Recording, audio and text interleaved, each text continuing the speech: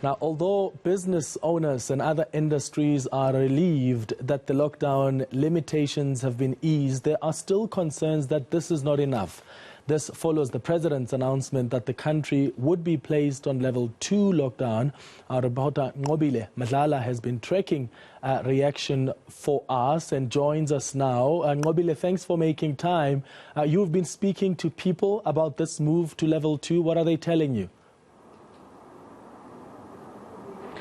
Well, mixed feelings, I must say, Clement, because when we spoke to the entertainment industry, they are very excited to start working again, to have more people that they can entertain. But there's also an issue with the numbers, because there's still less numbers and there's not much to make out of those entertainment events that they can be hosting. In fact, we spoke to a comedian who was just telling us that she's been aching to go back to the stage, that at some point she even left her job with the hope that she will make it, that this was her year, and unfortunately lockdown restrictions had changed all of that. But she's not alone also in saying that. We spoke to the liquor industry, which also said that they were welcoming the move by the president, saying that this is good for them to start, of course, working on Fridays. But the issue also being that there's so many people that had lost their jobs, there's so many people that are also currently struggling to keep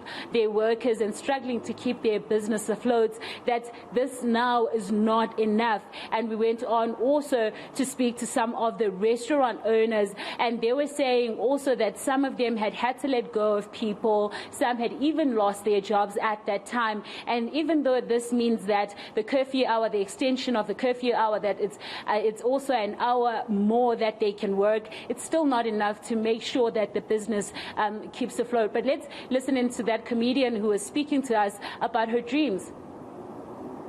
I'm so excited that shows can come back. I think if I've learned anything over the last, 18 months, is that when you can, we do, and I just want people to come together to laugh again.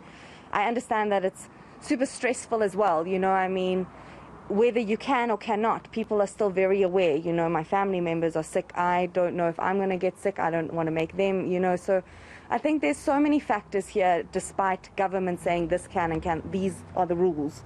You know, there's still the personal rules, the personal, oh, I don't care about the rules because it's not a real virus. I don't know. There's a lot going on, I think. So it's exciting that, you know, there's a little bit of a stamp of approval from government saying, okay, you can gather now. Let's have some fun shows. Let's laugh together a little bit more.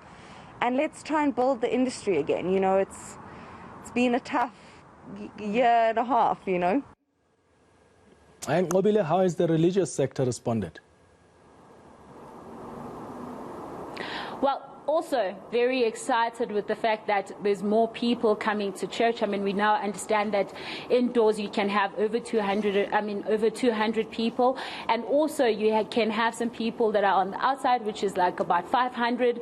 So they're very excited to know that there are more people coming back to the church. But it also the religious leaders just highlighting that it's been a very rough year, saying that it's been tough, also saying that there's so many things that needed to be taken care of that has not been taken care of. That includes things like bonds, purely because most people are no longer going to church because they're scared, and also as well as the fact that some of them have lost their jobs and they see no need to send money through to the church. And so there's an issue with regards to keeping the church afloat at this point and taking care of the expenses that may be needed, something like paying rent for the space that they may be worshipping in. So quite a mixed feeling there if you listen to the religious sector, saying also that there are big churches that they believe that 50% capacity can be taken in and people will still be okay. So they're saying that at this point, as much as they're excited and accept the move, they still want more from the government. Let's listen in.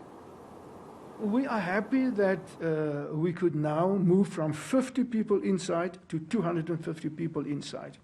But we still feel that the government must do more. It is not enough. You know, the churches have been seriously affected through this whole period. We had to lay off staff, bonds haven't been paid in full, the utility bills are in arrears, and even if you have a church that seats 1,000 people plus, 250 people does not make a difference. So we would love to see that we move up to 50% of the capacity of a venue. All right, Nqobile Madlala, thank you so much for that update.